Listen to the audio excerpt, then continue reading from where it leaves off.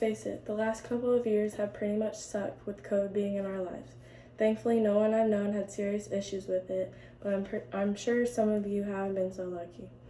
On a personal level, it caused my first season as a college softball player to get canceled and wasn't much better for my sophomore year either. So since it has been such a big part of our lives, I wanted to look at a study on how COVID has affected our interpersonal reactions. I found one at nature.com that was published online on January 28th, 2021. The article that summarized the study was called The Consequences of COVID on Social Interactions, an online study on face covering. The study was conducted by Mara Calbi, Nanzoho Languihi, Francesca Ferroni, Martina Montalti, Anna Kolesnikov, Vittorio Galassi, and Maria Omilta. The authors knew that the facial expressions are extremely important in judging another person's intentions or emotions. They also knew that nonverbal communications with the middle to lower half of the person's face is much easier to read than the upper portion.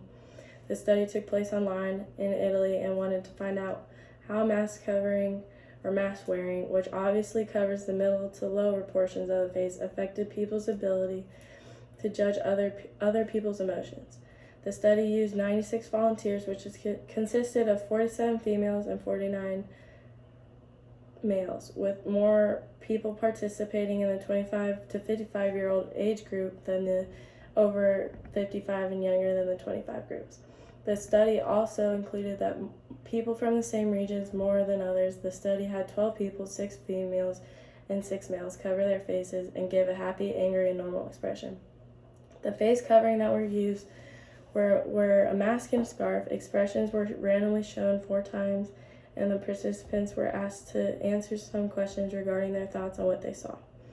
What the study showed, while both the male and female participants were able to judge the expressions accurately under both a mask and a scarf, the females had a stronger reaction to the expression, which actually backed up previous studies showing that women have more sensitivity to the facial expressions than men.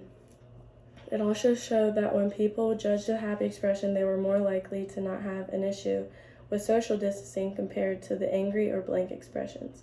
The study could have expanded to include more of the different regions of the country to be more representative, and it could have included people from different countries because different countries might have produced different results. An article that was published on a governmental website in December of 2020 asked basically the same question and the Italian study tried to ask. The article was titled Effective Face Masks on Interpersonal Communication During the COVID-19 Pandemic and was written by Noor Mahadli, Mohammed Y. Fariz, Hussan Zal A, and Jawad Faraz. The article asks about the 3 portions of the face, the upper, middle, and lower, and how each role is showing expressions.